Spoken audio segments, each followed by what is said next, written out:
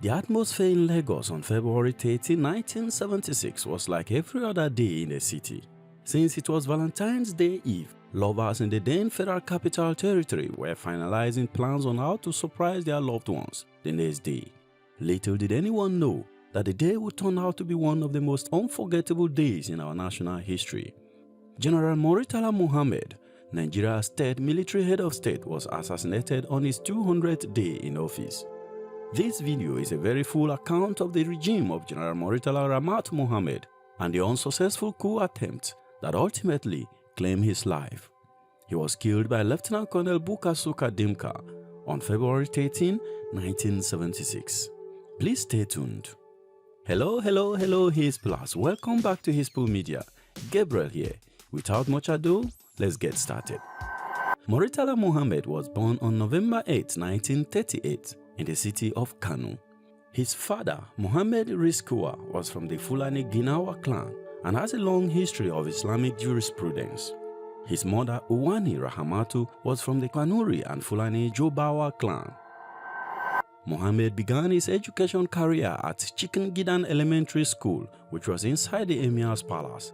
He then transferred to Gidan Makama Primary School in Kano, which was just outside the palace. In 1948, he then proceeded to Kano Middle School, now Romfa College, Kano, before attending the famous government college, now Barewa College in Zaria, where he obtained his school certificate in 1957. At Barewa College, Muhammad was a member of the Cadet Corps and was captain of shooting in his final year. In 1957, he obtained a school leaving certificate and applied to join the Nigerian Army later in the year. Murtala Muhammed was recruited into the Nigerian Army in 1958. He spent short training stints in Nigeria and Ghana and then was trained as an officer cadet at Sandhurst Royal Military Academy in England. After his training, he was commissioned a second lieutenant in 1961 and assigned to the Nigerian Army Signals that same year. He later spent a short stint with the 3rd Brigade Signals Troop in Congo. In 1962, Muhammad was appointed ADC to M.A. Majekodomi, the federally appointed administrator of the Western region. In 1963, he became the officer in charge of the 1st Brigade Signal Troops in Kaduna, Nigeria.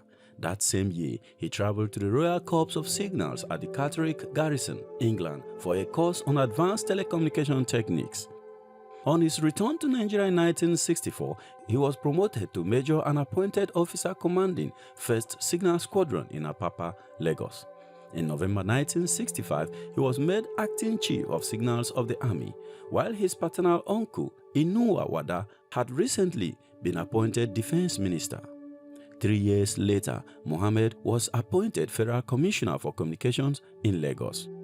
As a conservative and federalist, Muhammad regretted the overthrow of the First Republic and the promulgation of Aguiyi-Ironsi's Unification Decree of 1966. And of course, if you are receiving any value from this video, please smash the like button and subscribe to this channel. It will go a long way to help us grow this channel. Thank you. Muhammad opposed JTU Aguiyi-Ironsi's regime, which came to power following a coup d'etat on January 15, 1966.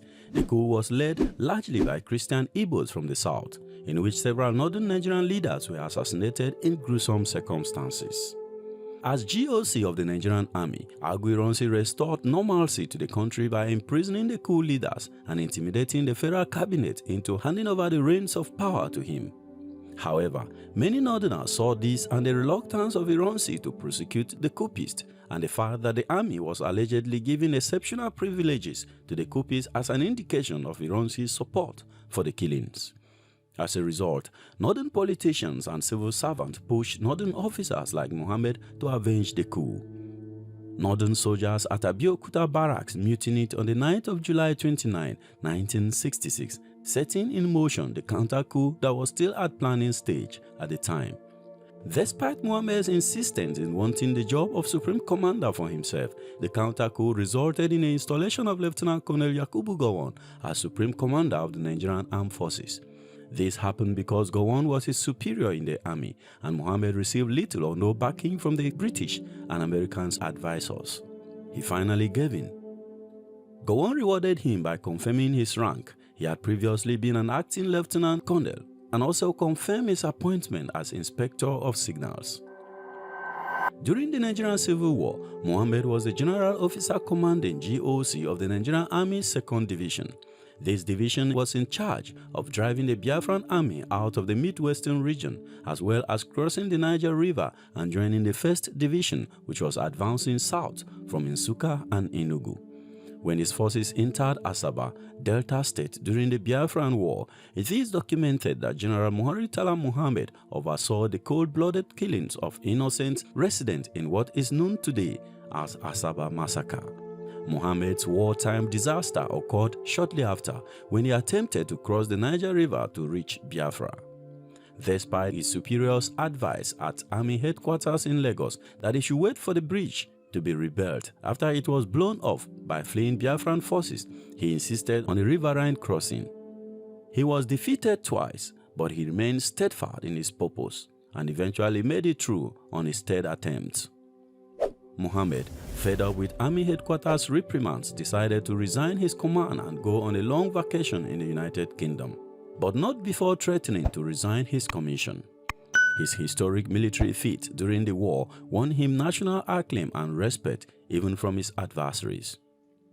When he returned to the country after the Civil War, he was reinstated in his previous job of Army Signals Inspector.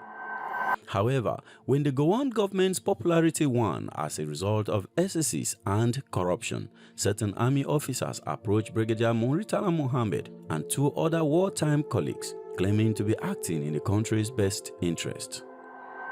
The true motivation for the coup, according to report, was discontent among military commanders who thought that despite their effort to win the war for Nigeria, their army colleagues who stayed at army headquarters away from the front lines were reaping the advantages in a corrupt environment. After deposing the Gowon regime, the coupist picked Muhammad, who had been increasingly popular, as the man who would lead. When General Gowon was ousted while attending Organization of African Unity (OAU) summit in Kampala, Uganda on July 30, 1975, Brigadier later General Muhammad was named as head of state. Brigadiers Obasanjo, later Lieutenant General Obasanjo, and T.Y. Danjuma, later Lieutenant General Danjuma, were appointed Chief of Staff, Supreme Headquarters, and Chief of Army Staff, respectively. He introduced the expression "fellow Nigerians" and with immediate effect to the national language during the coup that brought him into power. Murtala Muhammed's initiative quickly gained widespread public support, and his decisiveness elevated him to the role of folk hero. One of his first measures was to cancel the 1973 census, which was skewed towards the north, and restore the 1963 census for official reasons. To break ties with the Gowon regime and restore popular trust in the central government, Murtala Muhammed purged prominent federal and state officials. More than 10,000 government employees and officials were fired without compensation due to age, health, incompetence, or other malpractices. The civil service, courts, police and armed forces, diplomatic services, public enterprises, and universities were all affected by the purge. Corruption charges were brought against some officials. He also started a process of demobilizing 100,000 personnel from the swollen ranks of the armed forces.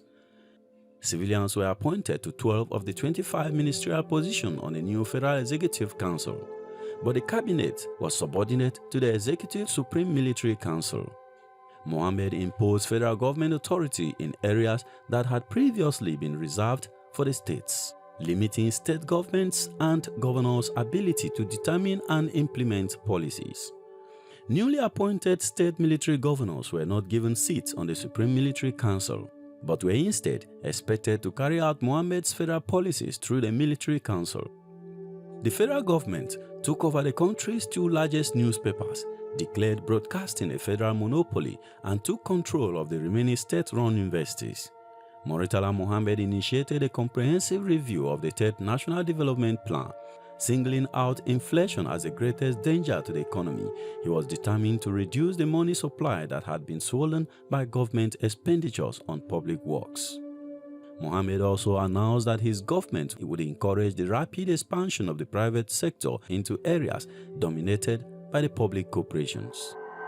He reappraised foreign policy, stressed a Nigeria-first orientation in line with OPEC price guidelines that was to the disadvantage of other African countries. Nigeria became neutral rather than non-aligned in international affairs.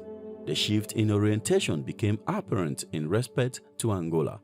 Nigeria had collaborated with the OAU to bring the warring factions in the former Portuguese colony to a negotiated reconciliation.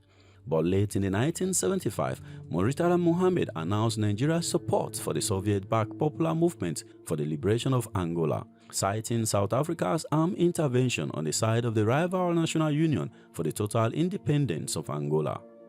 The realignment strained relations with the United States, which maintained that Cuban troops and Soviet advisors should be removed from Angola.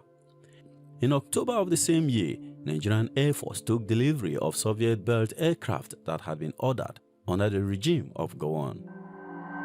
In the early hours of February 13, 1976, Lieutenant Colonel Buka Suka Dimka of the Nigerian Army Physical Training Corps stepped out of his official apartment on McPherson Road, Ikoyi, with one goal in mind: the assassination of the then head of state, General Murtala Muhammed.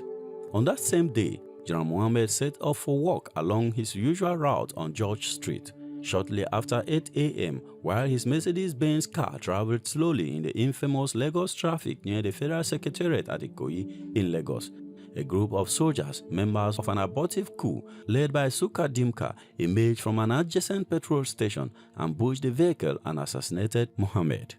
His ADC, Lieutenant Akintunde Akinshewa, and driver were also killed in the process. After killing Muhammad, Dimka proceeded to make broadcasts at the Nigerian Broadcasting Corporation studios.